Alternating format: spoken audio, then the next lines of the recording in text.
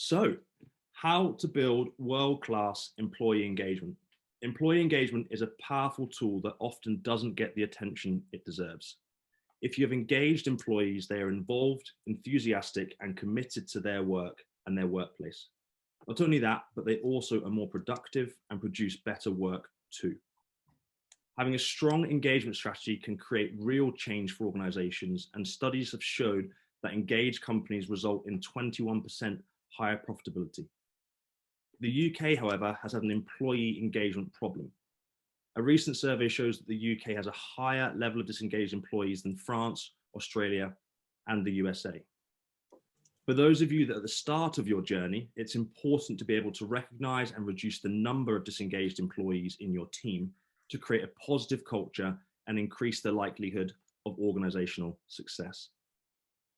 Now is the time more than ever to drive engagement in UK workforces. And today we're joined by the wonderful Louise Brown, Vice Principal of Wigan Leigh College, and the amazing Jo Bohan, Head of HR for Wigan Leigh College. I'm excited to welcome them to this webinar, and I think they'll give us some great insights into their recent successes.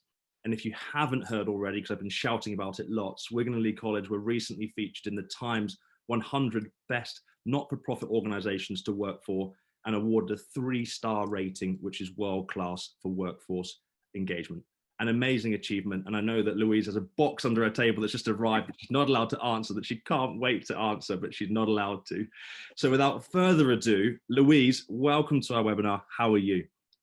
I'm very good, Michael. Thank you. And thanks very much for inviting us along today to chat about this that you probably can see we're very, very passionate about as an organisation.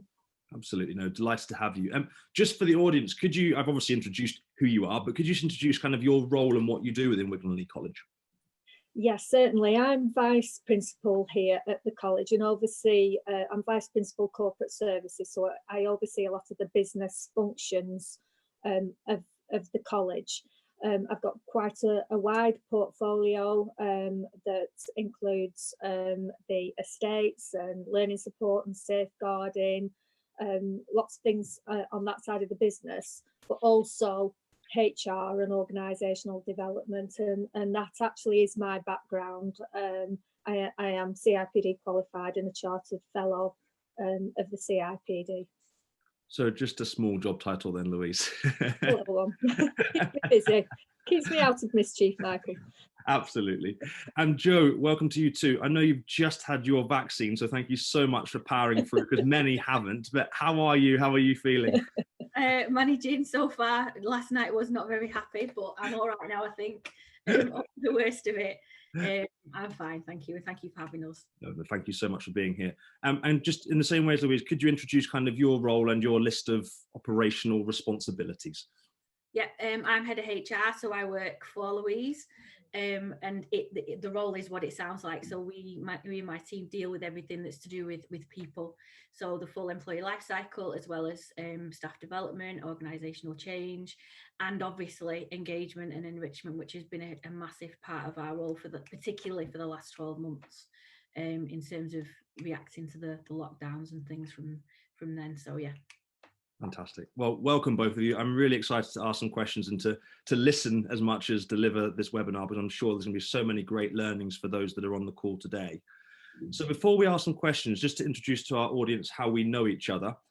Strive is a digital supporter of the GM Good Employment Charter, and as part of the charter, Strive supports 3 of the 7 characteristics, which are engagement and voice, health and well-being, and people management. Louise and Jo had just registered Wigan Leigh College with the GM Good Employment Charter, and through Ian MacArthur, we were introduced to one another. At Strive, we help teams to be heard, taking their small insights day by day, leading to real change that matters, because we know that when people are heard, teams are happy. And 8 months ago, we partnered with Wigan Leigh College, and we have become dear friends as part of our engagement journey together. So for the next 40 minutes, we're going to learn about Louise and Jo's employee engagement journey, and I generally can't wait, and I hope this is exciting for everybody. So Louise, to start with you for our first question, just to set the scene, let's rewind 12 months and perhaps even 18 months to kind of that starting journey prior to the pandemic. What did employee engagement mean to you and Wigan Leigh College in the early days?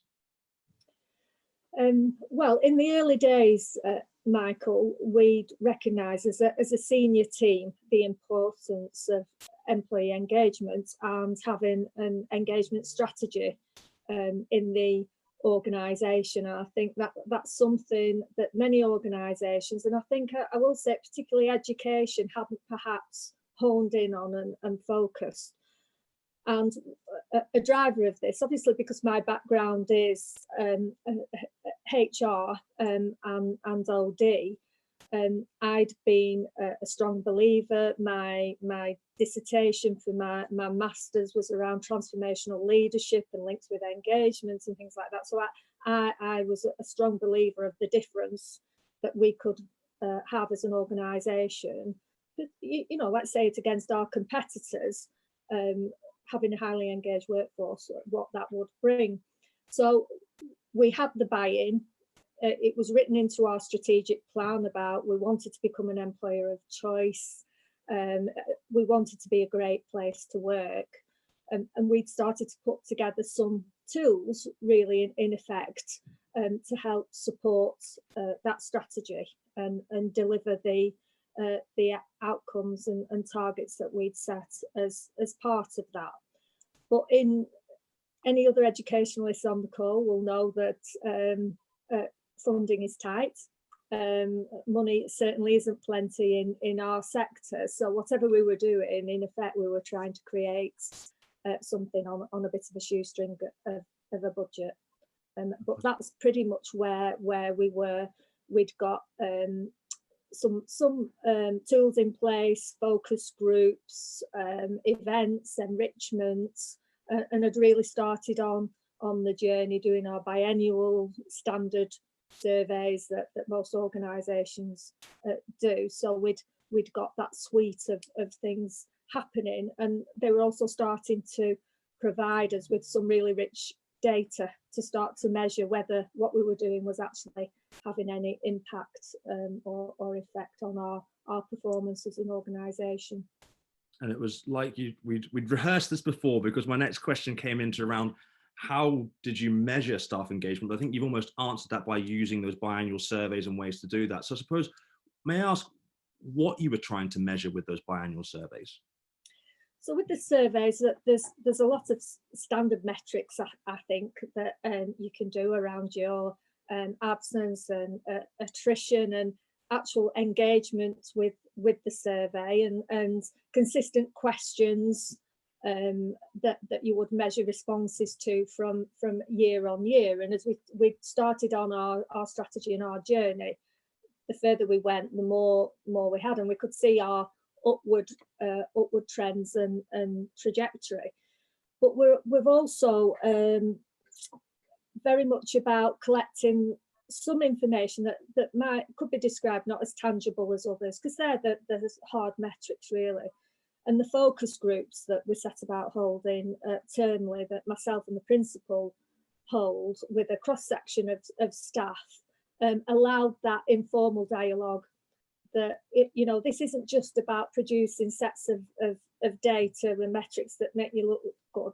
We genuinely wanted to make this a great place to work, and in order to do that, we needed to find out, okay, yeah, what's good about working here, but more importantly, what drives you mad? What can we do to help? What can we do to make it easier on the ground, day to day? Tell us, warts and all. Not promising we can fix it, but we will be truthful. And as those focus groups developed, then the trust within the groups obviously grew, because they knew that there was no subject off limits in there. Talk to us, tell us. And then that went on to develop more of a bit of a you said we did approach, where we pushed that out across the organisation periodically of what had come out of the focus groups and what we've been able to do from those suggestions and comments and dialogue that had happened there. So I suppose that was very manual at the start. So just sort of summarize that start of that journey, there was the intent to implement a strategic plan to become an employer of choice, and there was the right reasons why with leadership buy-in, and we'll come on to that later on. There was then a need to kind of just have an understanding from a data point of view, which was then the biannual surveys at the time, that was large gaps between.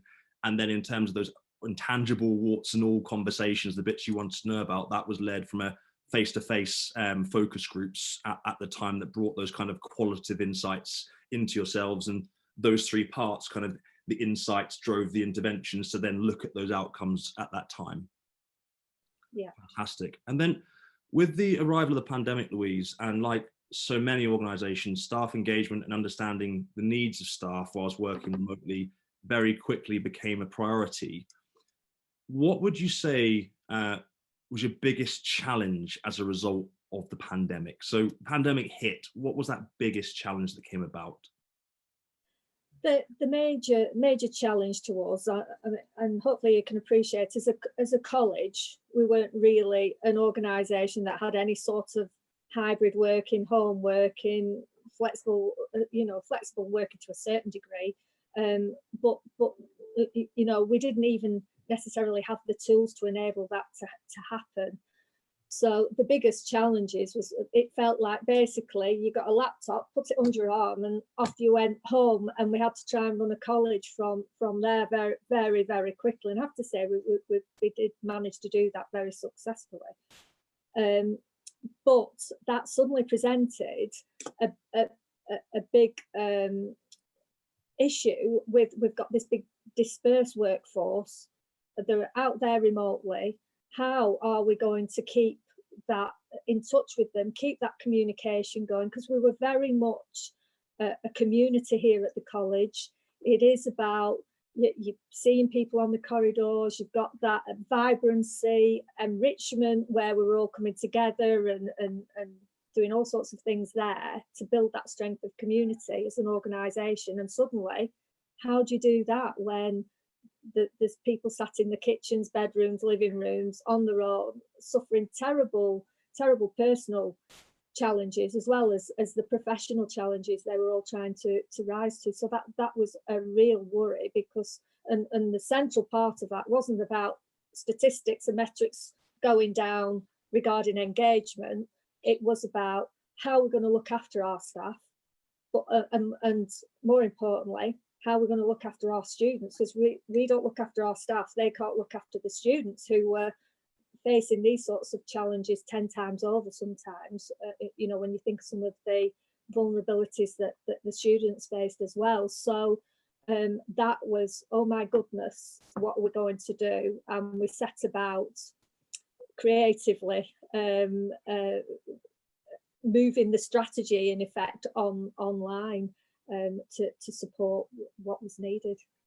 Fantastic. I think most of our audience will be able to resonate with those challenges and that sudden moment of, okay, we've got laptops and technology at home, job done, we'll be fine for a bit. And then the reality of actually the human element and the connectivity and the conversation, the water cooler moments, the coffee moments, those elements. And that transitions beautifully to bring Jo into the conversation in terms of that operational element, because I'm sure that you were the person that then had to kind of pick up and think about what are we going to do with that in terms of Louise. So let's fast forward to the middle of the pandemic, Jo, where we were introduced to one another. I know that you were really keen to try and find solutions for this as a college. What did you guys do? What give us an overview of those first steps in terms of introducing technology, the processes, the framework to bring it online? I think we're really lucky that in that community we've got a lot of creative people, not least on my team, that jumped to the challenge of finding ways of doing that. And I also think because we had that sense of community beforehand, people felt they could approach my team, approach me and say, have you thought of this? Do you think this might work? And we genuinely take those ideas. And I say it all the time, Louise will tell you this, I say it in meetings that I'm scheduled in all the time to talk about well-being. Please tell us what you think might work, because we're not the ones with all the ideas. And I think when we met, the next steps in moving on to the use of Strive have enhanced that massively, because not only has it allowed us to get immediate information and data with the sort of structured pulse questions that we ask, the tool for people to feedback has been massively useful. People are using it all the time. I've got prolific users who tell me something virtually every day, which is great. And then I've got people who've used it sort of sporadically, but really effectively, and things we've put into place. And we do get those people that want to feedback anonymously because something might not quite be working right. And can you have a look at this, because I think it should be looked at. And I think that openness that we had beforehand has been enhanced by the use of this tool, I would say. So just for our audience, in terms of Strive, it helps organizations to effectively listen to their employees and collect more regular insights. And this was something, Joe, I know that you were really keen about, to go from that kind of biannual survey, that annual survey that gave those data points. What has it meant to be able to listen to staff in a more regular way? What's it been able to do for you and your processes?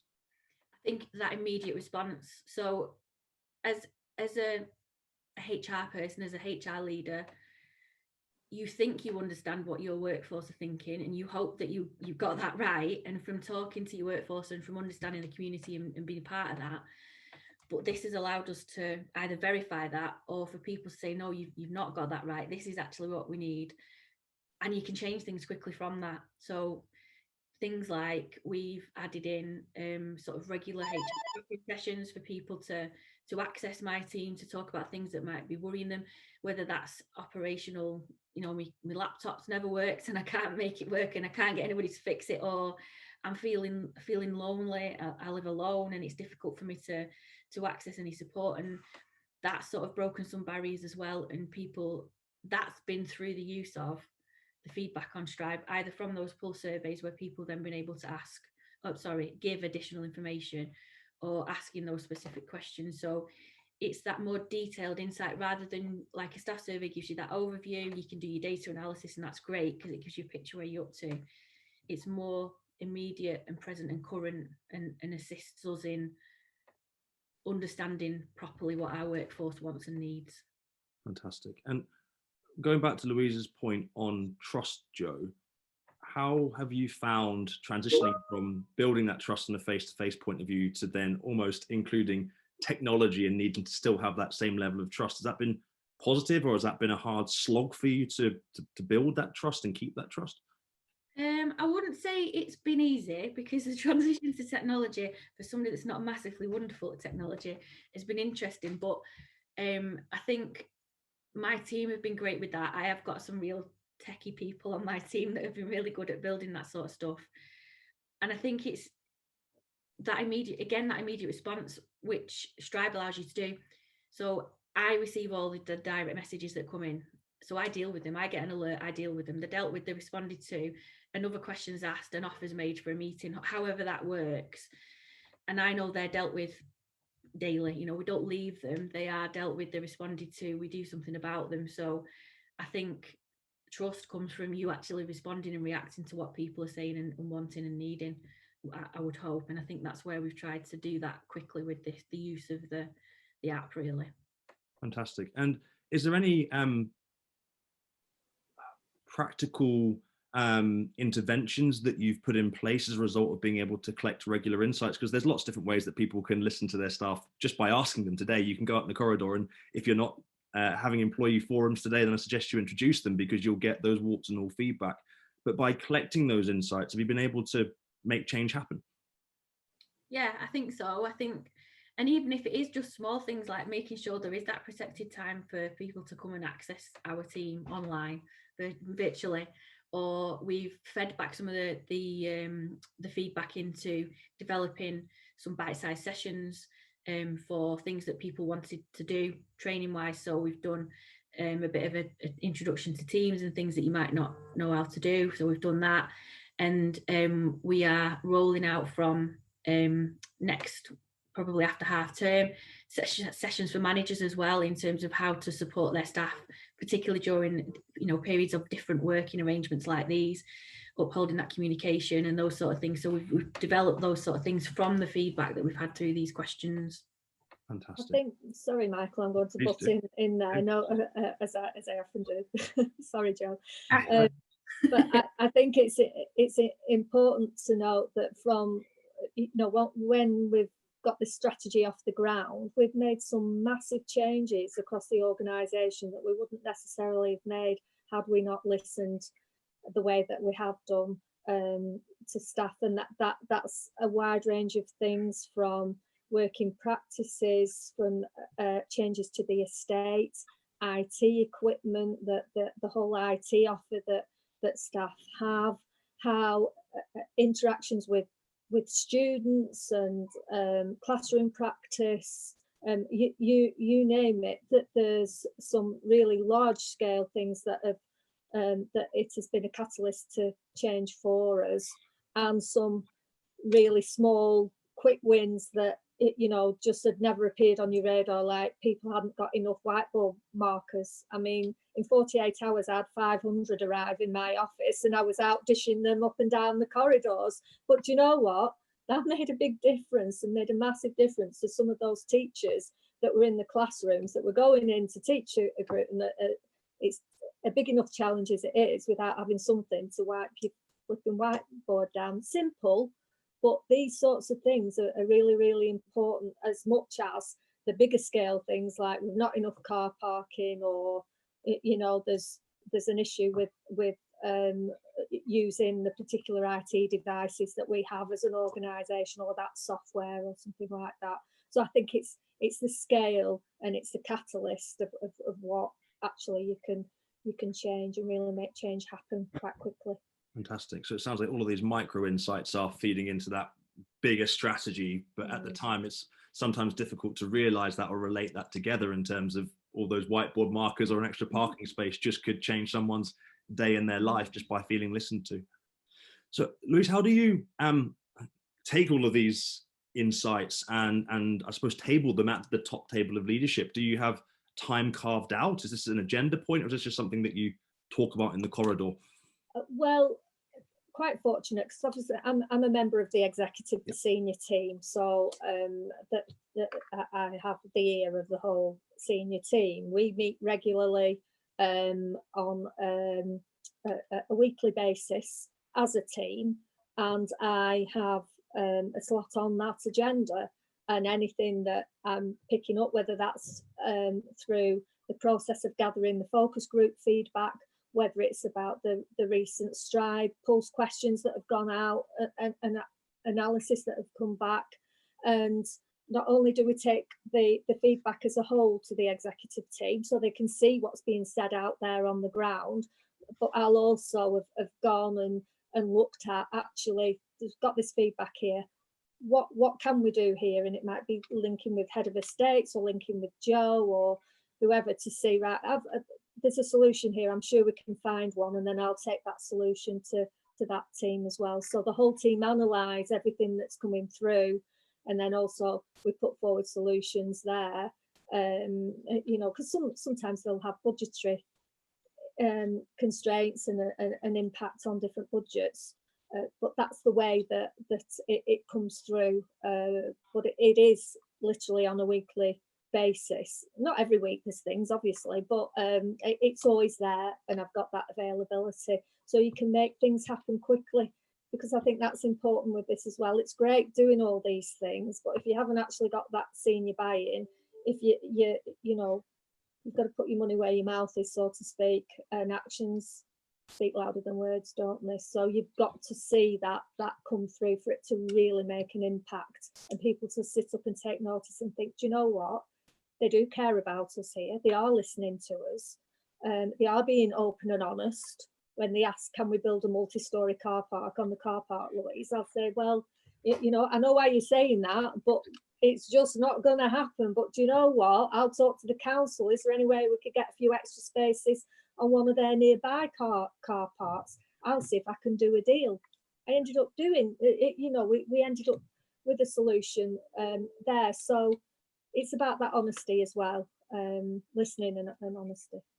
I was going to say, Louise, because I was going to ask how important is leadership buy-in, but you've answered that by saying it's extremely important to make this all come to life and have that 360 approach, from Joe collecting the insights and helping individuals to then tabling those insights and change. What would your advice be to people starting on their journey to table engagement, to make sure there's leadership buy-in? Have you got any advice that you could share with the audience?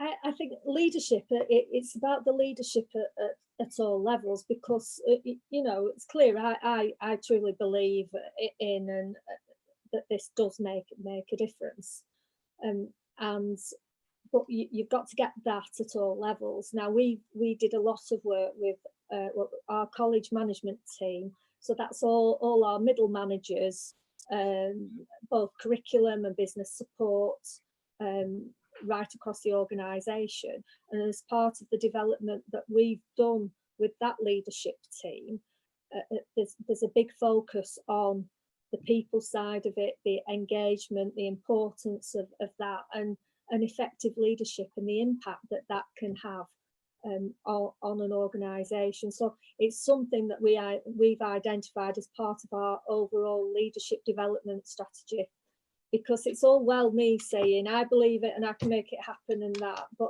being a one-man band, but that's not going to change things out there. I might be able to get them more whiteboard markers or parking spaces, but you know, if they're the leader of their department, so to speak, isn't buying into that as well, it's going to fall and trip up along the way. So you've got to get that whole leadership. You've got to have the ear at the senior level, isn't it? Because that's generally where the purse strings are, isn't it? Where budgets sit when you need them.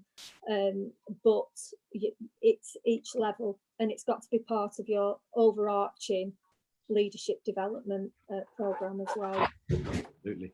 Absolutely. Joe's running off Joe's now. running for the dog. She's off. So whilst the dog's being saved, I think the biggest impact from speaking to yourself, Louise and Joe, and most valuable recognition you can receive is from your employees. And you've recently received the world-class 3-star rating from Best 100 Not-for-Profit Organisations to Work For 2021. That's a mouthful, but great. I think you're in the top 10, but that's just my guess in between, and we'll see where you get to. I was so excited when I heard the news. But this is quite an open question, Joe, for you first. Why do you think you achieved such a high rating? This is a hard question to answer. I'm putting you on the spot, but why do you think you achieved such a high rating from the last 12 months of the work you've put in? I would hope it comes back to sort of 2 words that we've talked about quite a bit. So the community side of things, which I value personally as well as professionally, and the trust side of things. And the other thing that Louisa just talked about in terms of people seeing what we've done from their feedback, we make that transparent, because that's really important. It's, you know, no point people saying, again, little things like the taps in the bathroom on this floor aren't working and it's no use. If you fix them and then don't sort of feed back to them, because they might never go back to that bathroom for whatever reason, and it doesn't, you know, the impact doesn't make any sense. So I think trust and community, the 2 big things I would say, and I would hope that we've tried to work on that and improve those 2 areas virtually for the last 12 months, and that impact. And I think a little bit of fun along the way has really helped us. And yes, we've been through a really difficult, well, more than 12 months now, and it's been real hard for everybody, but trying to inject a little bit of fun every now and again, I think, has also helped people, as well as taking the issues that they're dealing with really seriously and trying to support them with it. And we've certainly tried to add that in with a variety of different online and virtual events and activities that we've put in place over the last 12 months that people have reacted to amazingly well and involved themselves with, really. Fantastic. And Louise, same question for you. You know, why do you think you achieved such a high rating?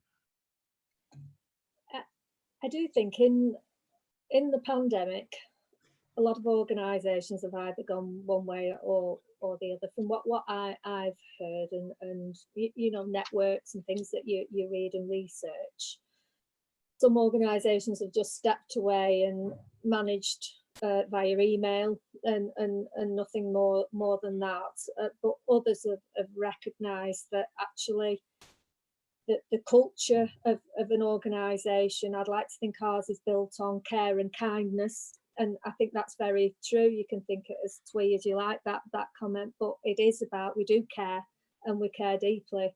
And I think that shone through. And when times were tough out there, both personally and professionally, to all our colleagues, we did everything that we could, in effect, to wrap our arms around you. I sound like Rishi Sunak. Oh, don't. I'm sorry, I didn't mean to do that. But we wrapped our arms around our 600 plus staff and said, look, come on, we're a great team and we're in this together.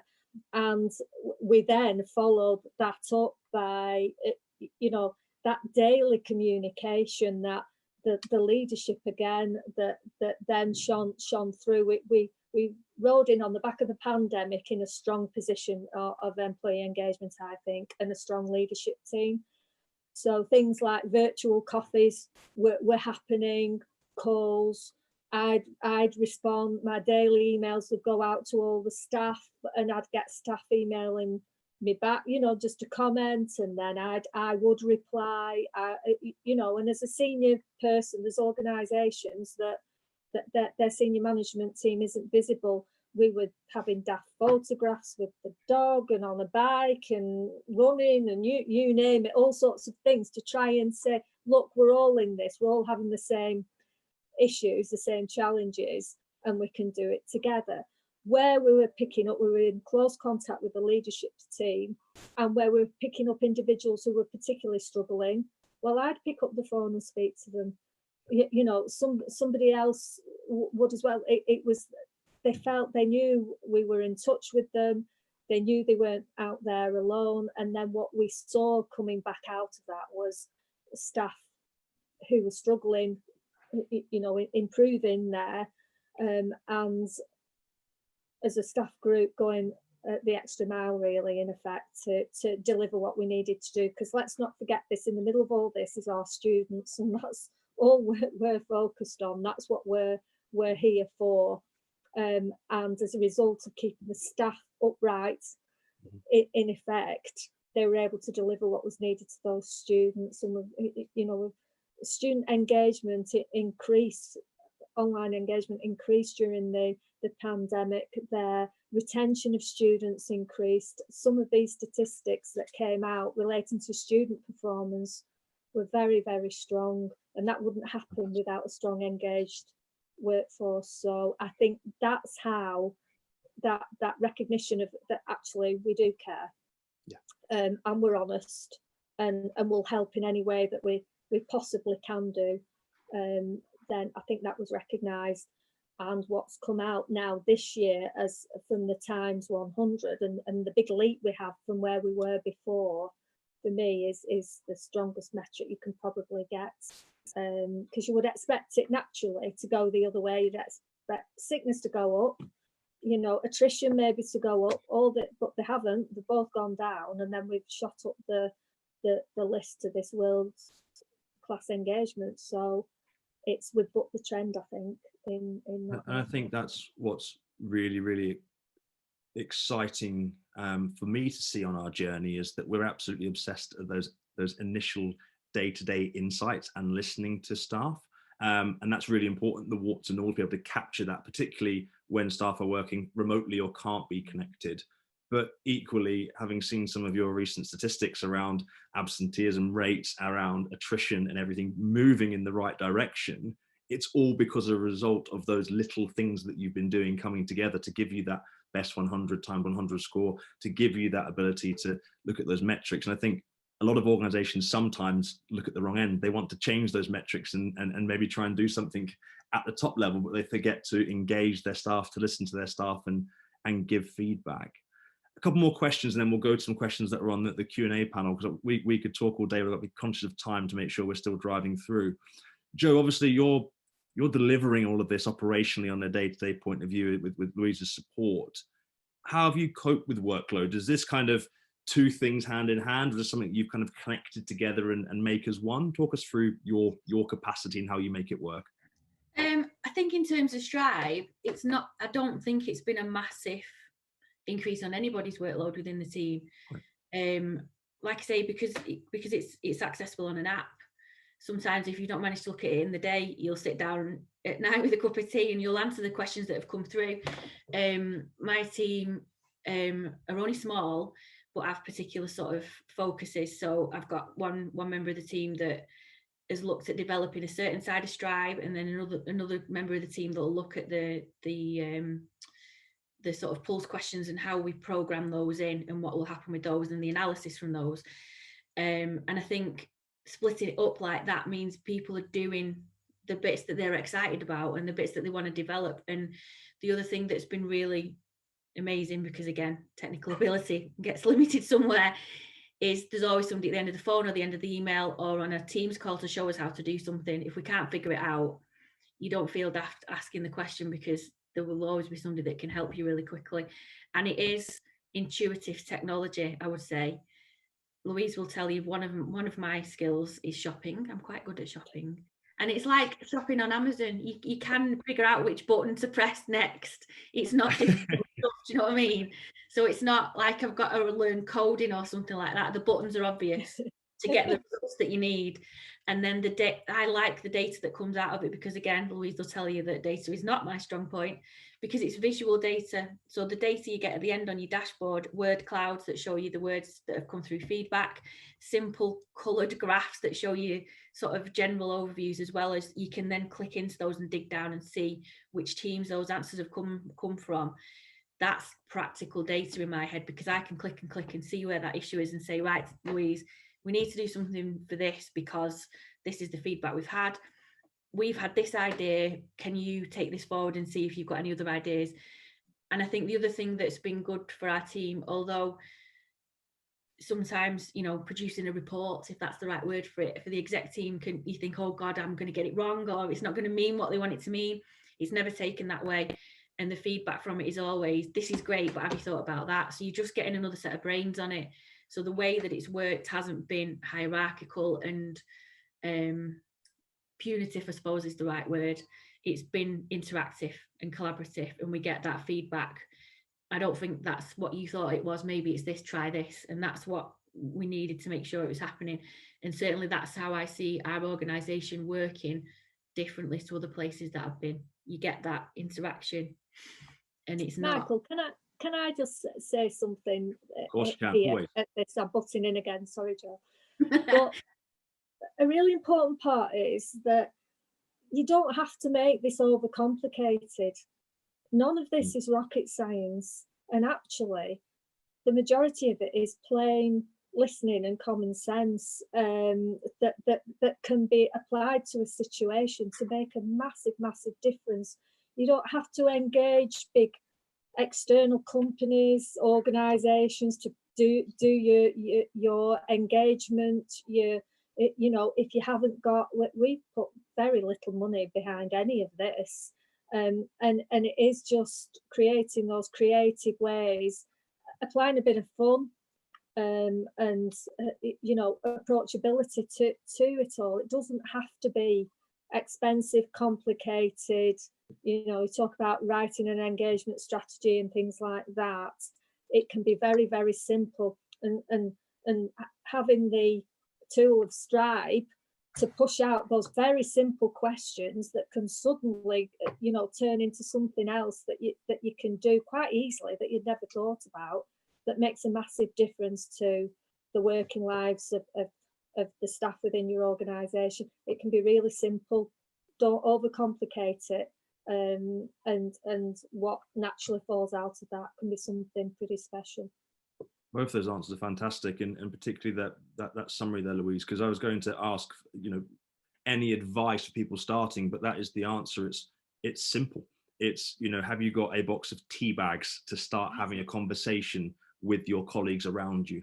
As those workforces become larger, being a bit more creative with the emails or the conversations or communications that you have, and then get those foundations in place, like you say, which is the trust and the support to get some feedback, to get people to say, I don't like that, because at least then you can change and ask, well, what do you like, or what do you want to change, and get those day-to-day conversations happening. But ultimately, be prepared to listen. As leaders across the business, managers and leaders, you can't just say something and then not follow up on it. You have to be able to listen, absorb, and then try and change, or equally say why you're not changing, so that people are aware of that feedback and that communication that's in place. Absolutely fantastic. Before I go to the questions, what's next for you both? How because you're going to get number one on this times 100. How do you maintain that? What's next for you both? You've got this great structure that's working, so presumably you're going to keep that in place. But what else are you looking to do? What are you thinking about in terms of that next step? I think the next step, Michael, is just carry on building on this. We're not chasing external badges. It's great when they happen and they fall into place, because it's great for our staff. I'm proud for our staff to have that recognition that you know they're working at somewhere they're very proud to work at. But it is just continue to make it an even better place to work. Looking at there's a lot of improvements that we're just starting now across the estate. I think that will feed into our engagement strategy and building on the hybrid working.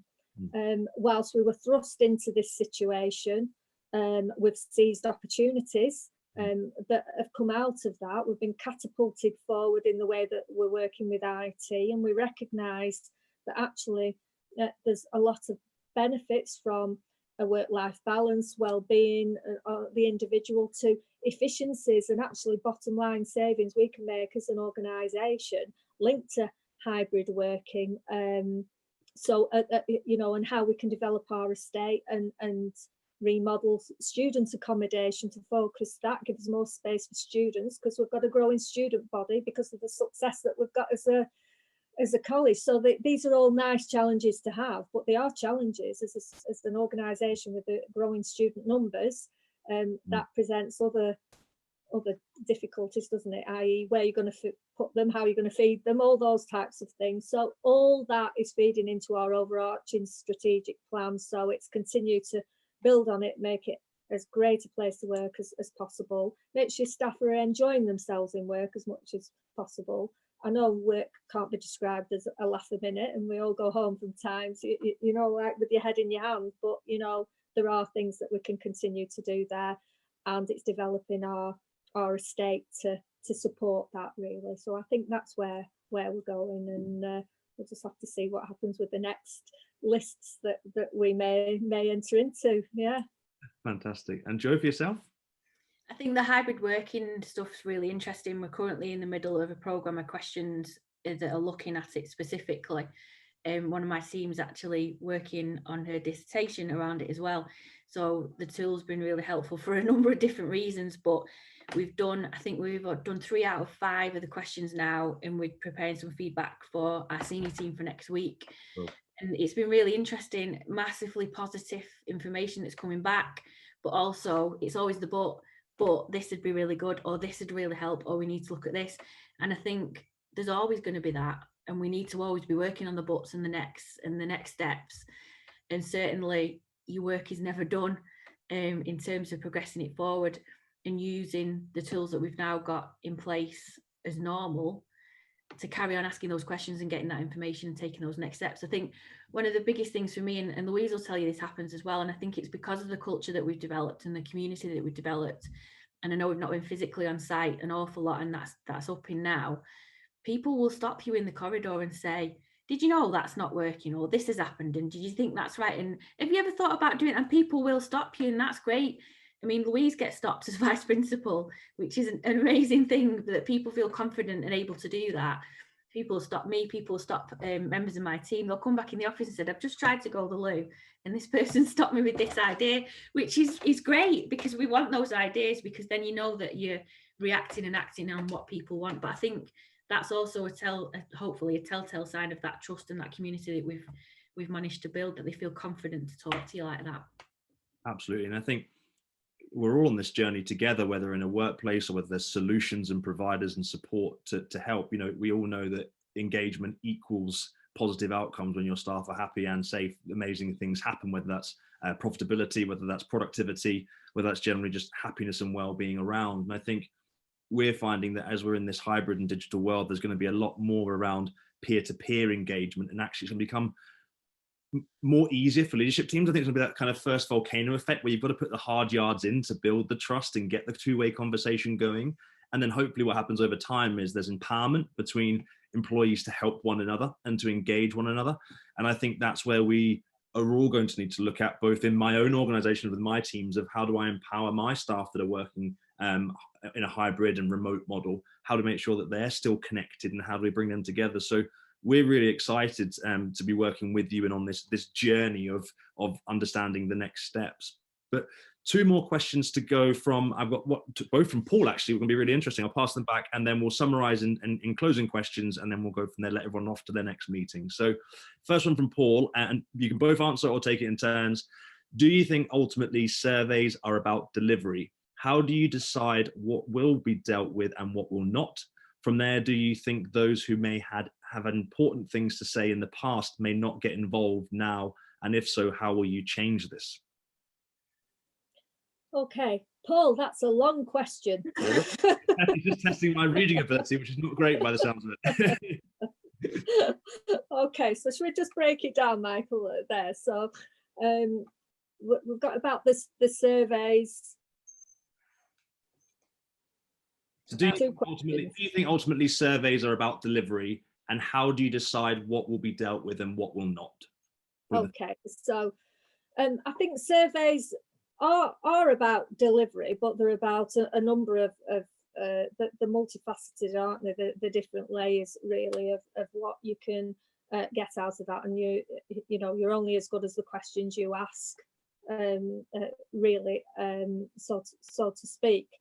But ultimately, if you're asking direct questions about what will make a difference to this, rather than just general metrics that you're measuring as a snapshot in time about the health in effect of the organisation, if you're asking specific questions, you've got to be prepared to get specific answers. And if you're asking those questions and you're not prepared to go away and look at solutions and creative solutions, then there's no, you're wasting your time as an organisation asking those questions. I suppose the car parking one's a great example there, isn't it? Because it was, I knew it was an issue with staff at that time. We're talking just pre-pandemic, because obviously the pandemic, we haven't had the same cars, but in the 18 months before that, the thing that was regularly coming through is we can't park. And if it's staff who were moving between sites, that was a massive challenge for them. If they're getting from a lesson at one site to another and they get here and they can't park, or there's equipment and things like that. We'd ask questions around that, and unless we were prepared to put some sort of budget to one side to think how, is there a creative solution here, which we did find, and it wasn't, spending 200 grand on building a multi-storey car park that we would never have got planning permission for anyhow, and wasn't the right thing to do. But there was that about, is there a different car park somewhere that we could get passes for, to allow those staff that were moving and coming and going through the day, that basically they were always guaranteed a space on there. Well, that cost some money, but with the feedback and the balance of that and looking, we recognised that was an important thing that we needed to put some money behind, because it was causing such a problem, and we didn't want to lose great staff that were teaching across different sites in maybe a specialist subject area that's really hard to recruit to. And we felt their pain, because I'm somebody that moved around sites and I experienced the same problems. I knew it was an issue. So yeah, you've got to be able to do that. And that needs to be, ultimately, when it involves budgets, you are probably looking at your senior team. But if there's proposals that are going forward that are well put together, that are backed by evidence, and even done on a trial basis, then there is generally a way forward. But again, it is back to that senior buy-in there, and then prepared to look at solutions. Fantastic. And Jo, sorry, Paul, that was probably that was good. I'm just kind of just distilling that, Louise, back to Jo in terms of the operational point of view. I think the question relates to the fact of, so you're listening to your staff, and there's two versions of, someone wants X and someone wants Y. Referring to your kind of, you said we did model, how do you manage that? Are you communicating what you're doing and what you're not doing, or are you just speaking to certain groups and leaving the others? How do you manage that challenge? I think it's a bit of both, Because I think sometimes it is maybe an individual thing or an individual site that have had issues. I can think of some of the stuff we've done through focus groups that have been particular to even a particular floor on a particular building that we've gone back to individuals on. But then the bigger, you said we did, and we track through the focus groups, the actions that have been taken, and then feed that back on a section we have on the staff newsletter, and keep it as simple as you said we did in 2 lines. You said this, we've done this, which has meant this. So I think it can be a mixture of both for that. I think the focus groups as well, that the a cross section of staff that come to those, and we send out information before the focus group to the individuals so that they can capture what's going on in the staff room, get feedback from their colleagues. They bring that to the forum and the discussions happen, and then they filter that back out as well. So that works very well because colleagues are talking to other colleagues and explaining. It's not just a top-down email goes out or anything like that. They're on the ground, they're discussing that as well when they go back. So that works well, having those representatives right across the board that are gathering their colleagues' views and comments and then feeding them back across. So that does work. That's so important because, and we, even as a technology company that supports to enhance your way of collecting insights, still ensure that there's a people element that delivers back. All we're trying to do is make it very, very simple for you to collect, but ultimately it's to empower those on the ground that can make the change. If you rely on technology too much, you're going to get lots of data and insights, but there's going to be no change because people aren't going to see people or think or know what's right or wrong in between. So it's a really important balance and point that you've both raised there. Thank you. A really good question from Mike, and then I think we'll have to wrap up so everyone can get back to their next lessons or organizations or meetings. So from Mike Hyde, thank you, Mike. Would you propose that surveys are kept anonymous on staff engagement, i.e. to receive a greater response rate and potentially more open feedback from staff? I think you need a blend of two approaches, because anonymous surveys and feedback are great on the one hand because they might enable people who haven't got the confidence or built up the trust for whatever reason to actually put their views forward, and what you might hear there is very powerful information for you to act upon. But I also think it's very important to, as part of you building your trust, but to have those actual that direct dialogue, and I think the focus groups allow that as well. So the blend that we've got of, yes, your standard biannual survey, but particularly Stride, because they're anonymous questions. You can put your name to them and you can make comments that will identify you, and that's great, and we encourage that. But equally so, if you just want to fire a question out there, that's fine. So we've got that side of it covered. But the focus groups, with the looking in the whites of the eyes of the people that you're talking to, and getting that sense of feeling and exactly what impact that whatever it is that they're raising has got on their day-to-day impact on their day-to-day working day. You know, that could be very powerful in itself. So I think you need both. You do need to have a route where people can say what they want to say without any fear of reprisal, but also identifying where you can actually have that open dialogue and take the conversation further then and truly understand what's going on behind the background. Brilliant, thank you. And I agree, Mike. I think if you're at the start of your journey and wanting to understand the warts and all, then that anonymous pulse survey such as Strive's ability just to give you a sense check of how your staff are feeling and thinking is the perfect approach. But blending that into that journey, as Louise is mentioning, in terms of having those open discussions and making yourself available at a time, even if you're the only person sitting in a room and no one turns up on day one, make sure on week 2 and week 3 you're still there, because more and more people will come, and that will build that loop and that trust together. Right, 30 seconds each for the final question for our audience. So, Joe, if you had to give one piece of advice to organizations who are looking to improve their employee engagement today, what would it be? I think it probably would be to be honest and open and available, because if you're none of those things, you're not going to get any engagement from your staff, and encourage them to be the same with you, and then you get the the impact and the outputs that Louise has been talking about there in terms of actions. I think they would be the key words for me. Great words. I've noted them down as well. And Louise, same question for you. If you had to give one piece of advice to an organisation looking to really improve their employee engagement journey, what would it be? Buy in from your leadership team. Yeah.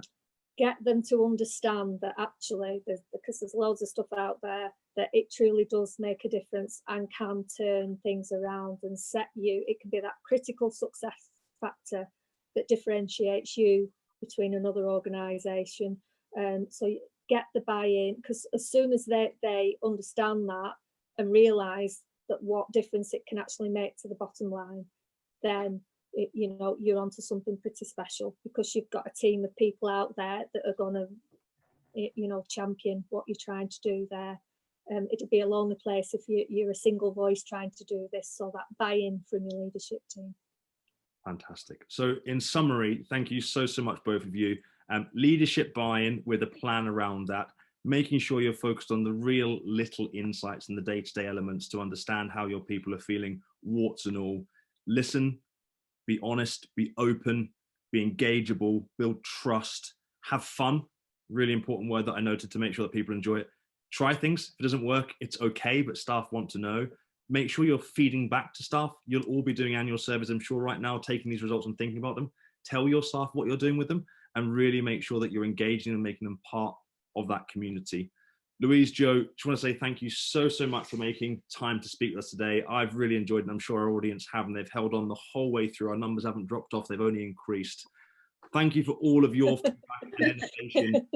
It's really enabled us to create an engagement platform that we're proud of, that empowers your people to be heard, and we're really excited at what the future holds in partnership with you.